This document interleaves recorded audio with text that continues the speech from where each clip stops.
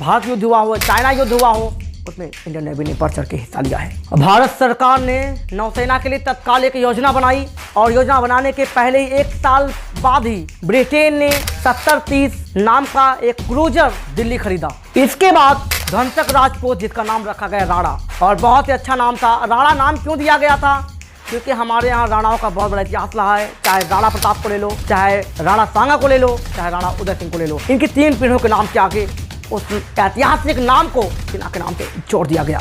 तो सलूट करता हूँ उस राणा परिवार को। और फिर बात आई कि अब इतिहास में और कौन से नाम जोड़े जाएं।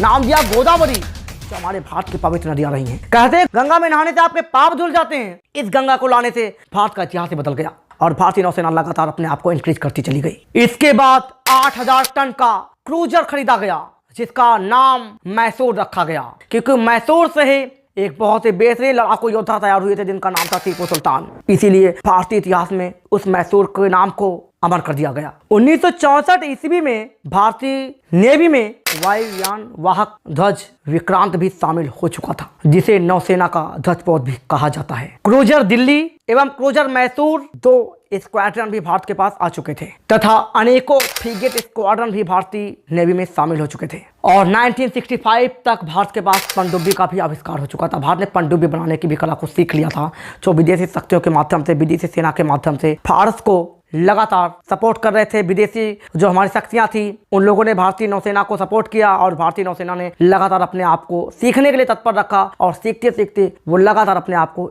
इन्वेंशन करते चले गए और इतिहास में एक नए नए अस्त्रों का निर्माण भी शुरू कर दिया था। अगर उसमें बात करें आधुनिक पनडुब्बियों की कि भारत में उस समय आधुनिक पनडुब्बियां कौन कौन सी शामिल हो चुकी थी, कौन कौन से फ्रिगेट थे, तो उसमें नंबर 1 पे आता ब्रह्मपुत्र, फिर ब्यास, फिर बेतवा, जो कि भारत में नदियां थी। उन नदियों के नाम पे ही इन फ्रिगेट्स के नाम रखे गए थे। और तलवार तथा त्रिशूल नए फ्रिगेट भारतीय नेवी में शामिल हो चुके हैं, जिनका निर्माण आधुनिक रीति से भारतीय नेवी ने किया है। कावेरी, कृष्णा और तीर पुराने फ्रिगेट इंडियन नेवी में भी उपस्थित थे और जिनका उपयोग वर्तमान में इंडियन नेवी के जवानों को प्रशिक्षण देने में किया जा रहा है। अब भारत की अगर बात करते हैं सागर मुख 3 नौसेनाएं कौन कौन सी शामिल है भारत के पास। भारतीय इंडियन नेवी ने छोटे नवनिर्माण जहाजों का भी कार्य लगातार अब शुरू कर दिया है और अपने अकॉर्डिंग वो लगातार जहाजों को ढाल रही है, बना रही है। हमारी इंडियन नेवी जो है विश्व लेवल पे एक अपनी अलग पहचान बना चुकी है। जो 3 सागर मुख प्रतिरक्षा नौकाएं थी, उसमें अभय, अक्षय और अजय, ये 3 सागर मुख नौसेनाओं के लिए शामिल किया गया था। अगर हम प्रशिक्षण की बात करते हैं कि नेवी प्रशिक्षण कहाँ देती है,